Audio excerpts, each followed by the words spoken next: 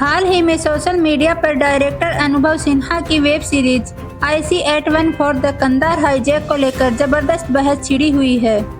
Series को लेकर हो रहे विवाद के बीच आज हम आपके लिए इस हाईजैक की पूरी कहानी लेकर आए हैं। यह खबर आपको IC-814 द कंधार हाईजैक से रूबरू कराएगी।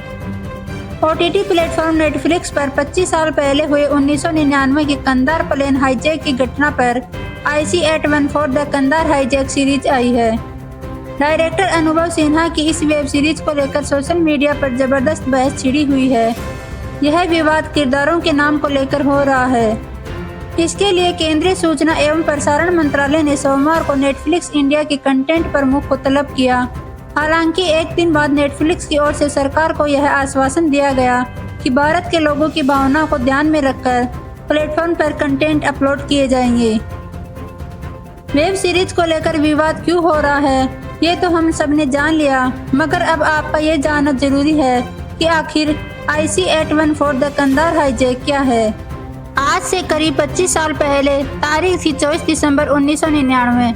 नेपाल की राजधानी काठमांडू के त्रिभुवन इंटरनेशनल एयरपोर्ट से इंडियन एयरलाइंस की फ्लाइट IC-814 ने नई दिल्ली के लिए उड़ान भरी थी, मगर जैसे ही ये फ्लाइट हवा में पहुंची, विमान को हाईजैक कर लिया गया।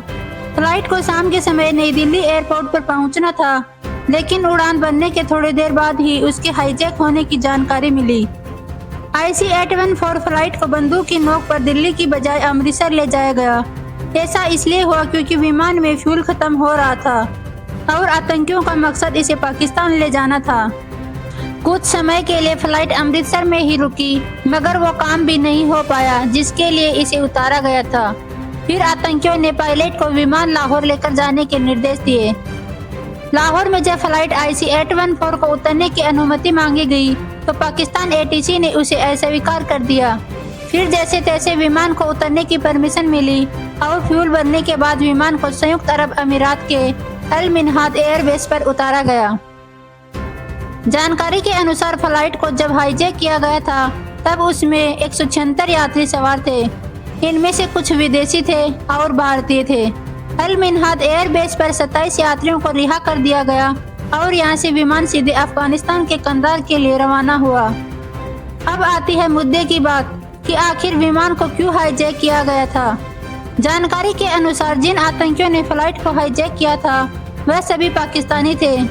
उनका मकसद था भारत की जेल में बंद मसूद अजहर, अहमद उमर सईद शेख और मुश्ताक अहमद जरगर की रिहाई करना।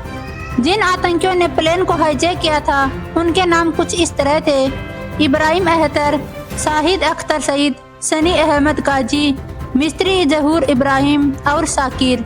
मगर ये सब इतना आसान कहाँ था। जनवरी 2000 की विदेश मंत्रालय की रिपोर्ट के अनुसार इन आतंकियों ने अपने असली नामों को छिपाया था और काल्पनिक नाम इस्तेमाल किए थे, जो कुछ इस तरह थे: चीफ, डॉक्टर, बर्गर, भोला और शंकर। इनमें से दो नाम भोला और शंकर को लेकर IC-814 the Kandahar hijack series का विरोध किया जा रहा है। हालांकि नेटफ्लिक्स की ओर से सरकार को यह आश्वासन दिया गया कि भारत के लोगों की भावनाओं को ध्यान में रखकर प्लेटफॉर्म पर कंटेंट अपलोड किए जाएंगे।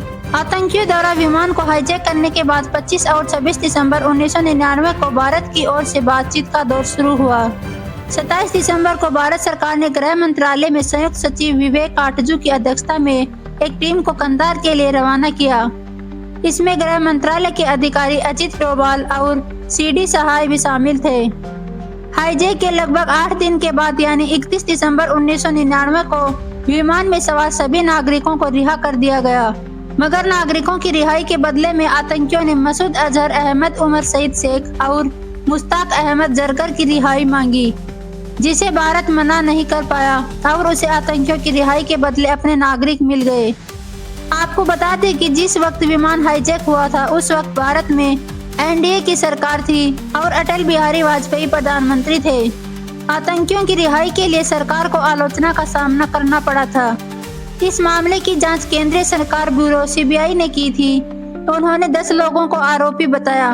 इनमें 5 अपहरणकर्ताओं सहित 7 आरोपी अभी भी फरार हैं और उनके ठिकानों के बारे में आज तक पता नहीं लग पाया। इस वीडियो में हमने आपको उन 5 आतंकियों के नाम बताए जिन्होंने प्लेन को हाईजैक किया था: इब्राहिम अहतर, शाहिद अख्तर सईद, सनी अहमद काजी, मिस्त्री जहूर इब्राहिम और शाकिर। हाल ही में उन्हीं में को लेकर लोगों ने नेटफ्लिक्स वेब सीरीज पर विवाद खड़ा कर दिया है। इन्होंने प्लेन हाईजैक के समय अपने नाम काल्पनिक रखे हुए थे, चीफ, डॉक्टर, बर्गर, भोला और शंकर। इनमें से 2 नाम भोला और शंकर को लेकर यह विवाद छिड़ा हुआ है। हालांकि नेटफ्लिक्स की ओर से सरकार को यह आश्वासन दिया गया कि भारत के लोगों की भावनाओं को ध्यान में रखकर प्लेटफॉर्म पर कंटेंट अपलोड किए जाएंगे।